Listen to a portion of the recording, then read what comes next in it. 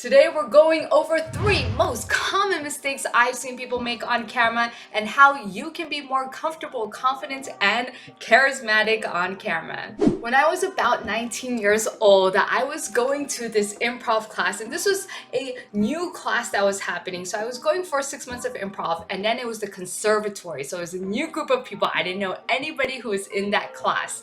And what the teacher made us do is we partnered up and he made us stare into our partner's eyes and say nothing at all, but just have us stare into their eyes for about 5 minutes. And 5 minutes doesn't seem like a long time, but it's very long when you're staring into a stranger's eyes. And there was a few rules that he went into it, like saying don't distract yourself by thinking about the color of their eyes, and really just look into their eyes, try to connect with that person. And for 5 whole minutes, we were connecting with a stranger right off the bat. What proceeded to happen was that until this day, the girl, I don't even remember her name, but I remember looking deep into her eyes and just feeling an overwhelming amount of connection and feeling this overwhelming amount of love and how I wanted to protect her in times of need, but at the same time I wanted to laugh and have her be the best version of herself, enjoy and do whatever it is that she wants. It's basically just wanting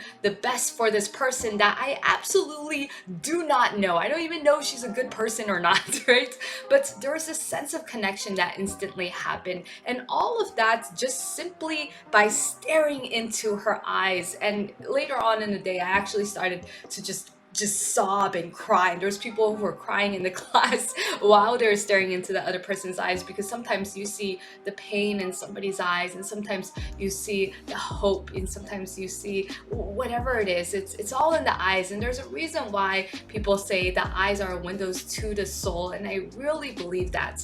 So using that experience, I took that with the same grain of salt, I guess, with the lens, because I oftentimes feel like the lens is an eye. It's one eye, and usually when you look at somebody in the eyes, you look at one of their eyes. You don't look at both of their eyes at the same time. You look at just one of them. And the lens to me is looking at somebody in the eyes.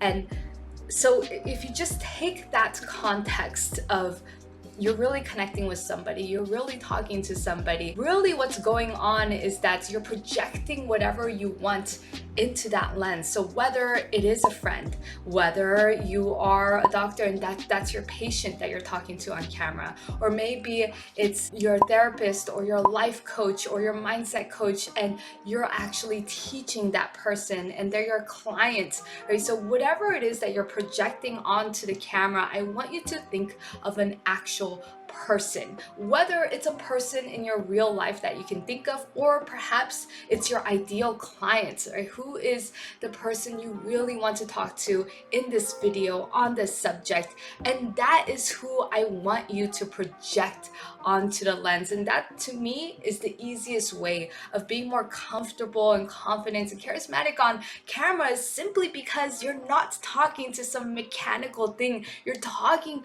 to a real person. And oftentimes I almost feel like the lens feels like a stranger on the streets and you almost don't even want to look them in the eyes. You want to avoid eye contact at all costs, and if you accidentally look into their eyes or they catch you looking at them, you awkwardly try to look away. And I feel like sometimes we do that for the lens, where we feel like it's a stranger.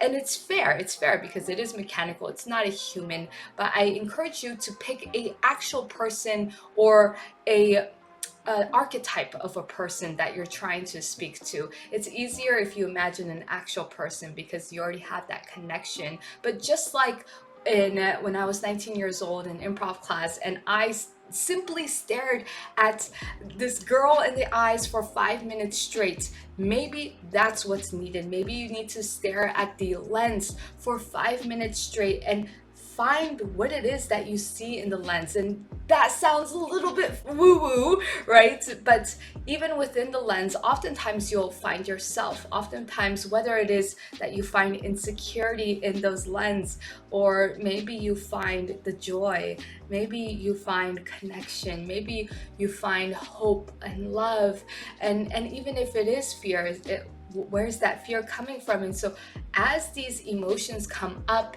when you stare into the lens, I really encourage everybody to pay attention to it. So the next time you come back to the lens and you record your video, there's that certain level of comfortability because there's a relationship that's been formed. For example, I do feel slightly different when there's different lenses. This specific, I'm on a webcam right now. I have a relationship to this webcam. We've gone through a lot. We've gone through quite a bit, right? But when I see another person's camera, think about it, another person's phone, there's a different relationship when you're taking a picture from another person's phone versus your own phone. You're more comfortable with your own phone. Why is that? Obviously, there's certain mechanical differences, but really, the phone is the phone. They basically function just about the same, but it's because you have attached meaning, you've attached a certain amount of emotions, you have a certain amount of relationship to that thing. So I encourage you to develop a relationship and see what it is in the beginning, because there might be already something there, and oftentimes it is insecurity. Oftentimes that you think that it's reflecting something back that it's not, because the lens is just a lens. It's a blank slate, and you can project whatever it is that you want to project, whether it is a really good friend, or maybe it's even a parent, maybe it's a lover, maybe it's again a good client, maybe it's your dog. You know. And whatever it is that is to you, I encourage you to develop an actual relationship to the lens. Have somebody staring at you, and perhaps do even the 5-minute staring exercise. And naturally from there, you can develop certain things. Now let's get into common mistakes I've seen people make so you can simply avoid these mistakes as you're developing a relationship to the camera, to the lens itself. So number one mistake I see people make is that they actually talk right below the lens, and they start to talk like this. So you're losing connection already. Now, why do people do that? Oftentimes, more often than not, it's because they have a reversal monitor either below or either right next to the lens, and they're looking at themselves. They're looking to see, they're looking to check if they look okay. Do I look okay? Do I look fine? And they're not looking at the person in the eyes. They're not looking at the lens. So make sure that when you are recording, that you're not looking at yourself into the monitor. If you have a monitor in front of you, you look into the lens. So number one, please, please, please look into the lens. The second most common mistake I see people make is that they stare the lens down while they talk. And so oftentimes when people talk about, well, I'm not the most exciting on camera, I'm a little bit boring on camera, but they really try to connect on camera, and then they have this staring contest on the camera, and it's a little bit too much, right?